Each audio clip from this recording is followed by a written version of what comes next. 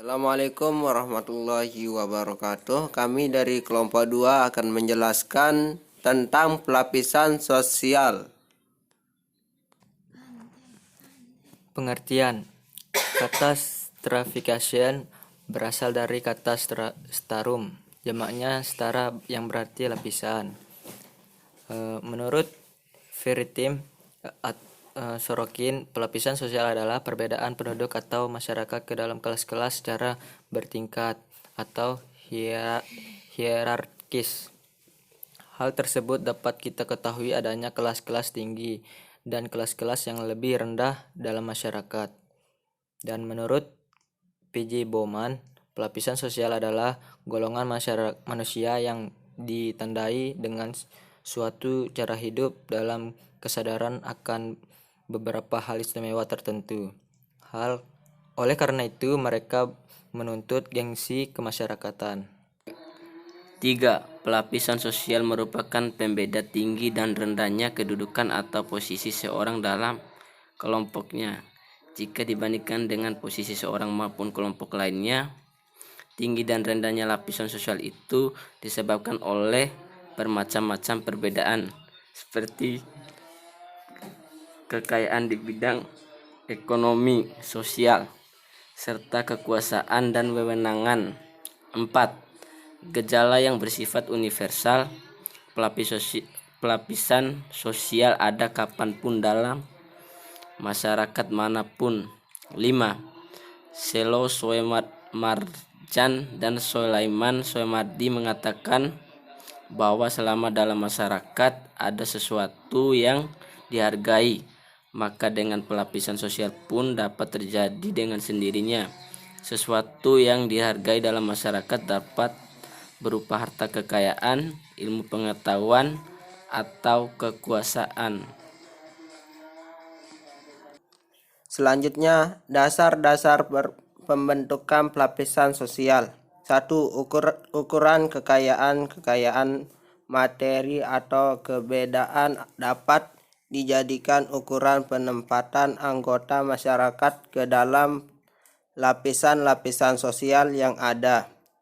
Barang siapa memiliki kekayaan paling banyak, mana ia akan termasuk lapisan teratas dalam sistem lapisan sosial. Demikian pula sebaliknya, barang siapa tidak mempunyai kekayaan akan digolongkan ke dalam lapisan yang rendah. 2. Ukuran kekuasaan dan wewenang. Seseorang yang mempunyai kekuasaan atau wewenang paling besar akan menempati lapisan teratas dalam sistem lapisan sosial dalam masyarakat yang bersangkutan. 3. Ukuran kehormatan. Ukuran kehormatan dapat terlepas dari ukuran-ukuran kekayaan atau kekuasaan. Ukuran kehormatan ini sangat terasa pada masyarakat tradisional karena mereka sangat menghormati orang-orang yang banyak jasanya kepada masyarakat. Para orang tua ataupun orang-orang yang berperilaku dan berbudi luhur. 4. Ukuran ilmu pengetahuan. Ukuran ilmu pengetahuan sering dipakai oleh anggota-anggota masyarakat yang menghargai ilmu pengetahuan.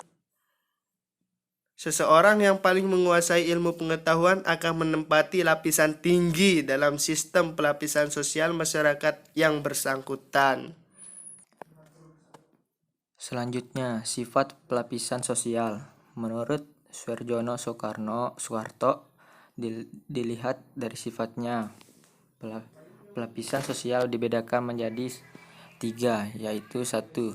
Stratifikasi sosial penutup atau closed social stratification. Stratifikasi di mana anggota dari setiap setara sulit mengadakan mobilitas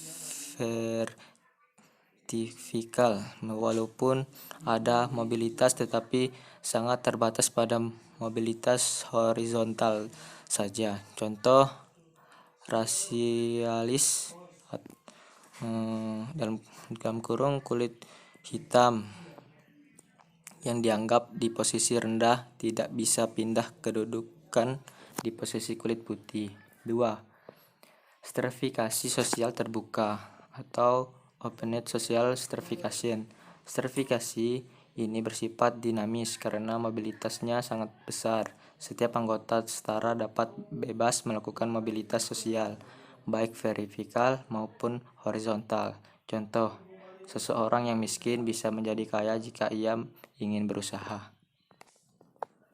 Ketiga, stratifikasi sosial campuran.